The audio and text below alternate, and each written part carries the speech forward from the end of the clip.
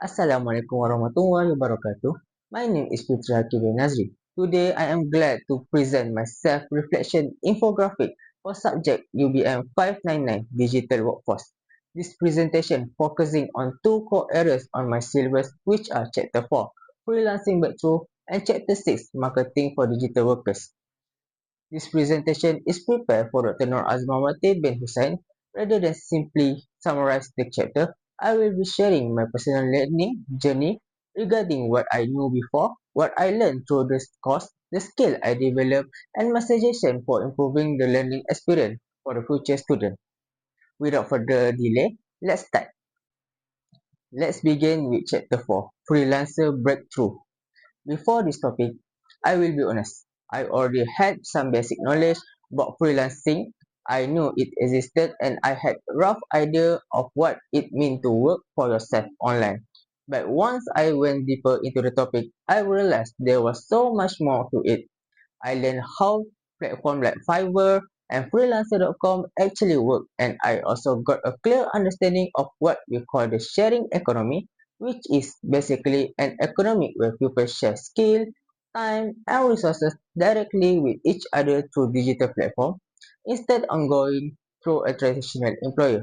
What made this really practical for me was that I didn't just read about it, but I actually created freelancer.com account, and through that account I practiced four key things, which is finding projects that match my skill, bidding for jobs, which means submit a proposal to win a project, entering contests where freelancers compete by submitting their best work, and receiving client feedback, which help build trust and reputation. So this wasn't just theory for me, but it was hands-on practice.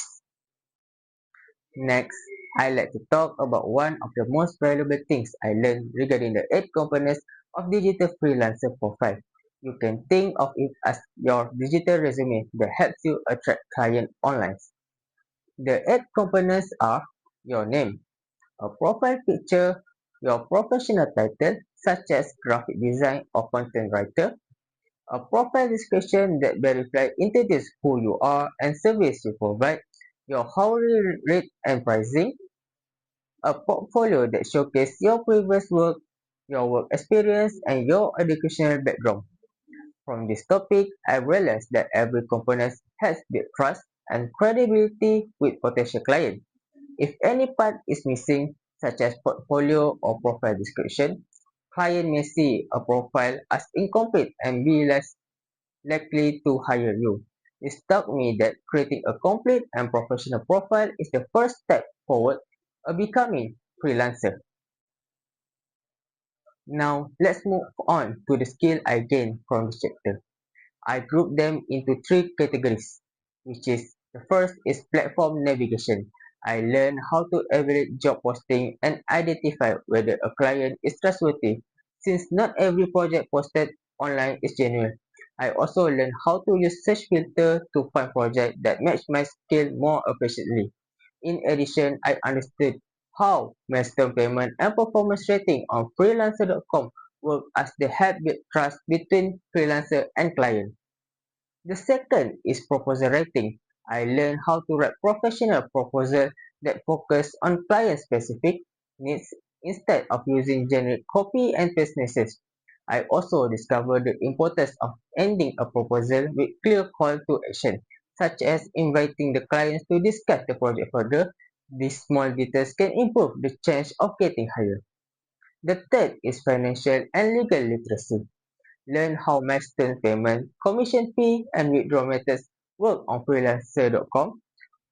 I also gain awareness of payment compliance with Bank Negara Malaysia regulation. This made me realize that freelancer not just about technical skill, but it also requires managing finance and understand basic legal and business responsibilities. Based on my learning experience, I have 2 suggestions for improving this topic for future students. The first is freelancer action and reflection. I believe students should be encouraged to create complete and professional freelancer profile instead of submitting incomplete ones just to meet the assignment requirement. They should also have the opportunities to submit real, well-structured project proposal, and reflect on what they learned from the experience, include the challenge they face and the outcomes. This will make the activity more practical and meaningful. The second suggestion is include Malaysia freelancer case study. I think it will be inspiring for students to learn from the experience of successful Malaysia digital freelancers who have built their career from the scratch. It will be especially motivated to see examples of Malaysians who have secured international clients and projects. This real-life success story will make freelancers feel more achievable and encourage students to explore it as a future career option. Now, let's move on to chapter 6, Marketing for Digital Workers. From this chapter, I organized my reflection into three stages: before, after, and impact. For before stage, I had very little awareness of how a professional online identity could help attract clients. I also felt disconnect from the freelancing marketing as it seems like something other people were doing rather than something I could be part of. For the after stage, studying this chapter, I learned that having a strong resume and professional online presence is essential for building credibility and attracting potential clients. I realized that having technical skills alone is not enough, and clients need to be able to find you and trust you. To apply what I learned, I created a complete profile on freelancer.com instead of simplify learning the theory. For the impact stage, the biggest takeaway for me was understanding the importance of LinkedIn in today's job market. I realized that many people and clients use LinkedIn to search for talent, so not having a LinkedIn profile could limit future career opportunities. Because of this, one of my personal goals is to build and optimize my LinkedIn profile so I can expand my professional network and improve my career prospect. In terms of skill acquisition for Chapter 6, my focus fell on three key areas. The first key area is professional profiling and portfolio. This focus on creating an effective freelancer profile and an attractive portfolio that showcases our skill, expertise, and professional credibility. A strong portfolio helps potential clients understand the quality of our works and build confidence in our capabilities. I also plan to expand my portfolio by using platforms like Behance to reach a wider audience. The second area is personal branding. This is about building a professional identity in specific area of expertise. Instead of presenting ourselves as general digital worker, I aim to become specialist in particular field. Having a clear help build strong client trust and make us more competitive in freelance market. The final area is LinkedIn optimization. This I learned the importance of keeping my LinkedIn profile professional and up to date by highlighting relevant skill, collecting endorsement and recommendation, and maintain a consistent personal branding across all social media platforms. This strengthens my personal image and increase my visibility to potential clients and employees. Finally, I would like to share my suggestion for improving how this chapter is taught. The first is structure and feedback-driven portfolio development process. Students should be guided to create an organized and professional portfolio and then actively receive feedback from lecturers. This feedback should be used to refine and improve their work through a draft and revise approach, similar to how we improve written assignment. This will help students reproduce high quality and more professional portfolio. The second is learning from professional freelancer profile characteristics. It will be useful for students to analyze multiple successful freelancer profiles and identify what makes them effective. From this, we can define key characteristics of strong profiles such as clear defined skill, relevant experience, and trust signals like writing and testimonials.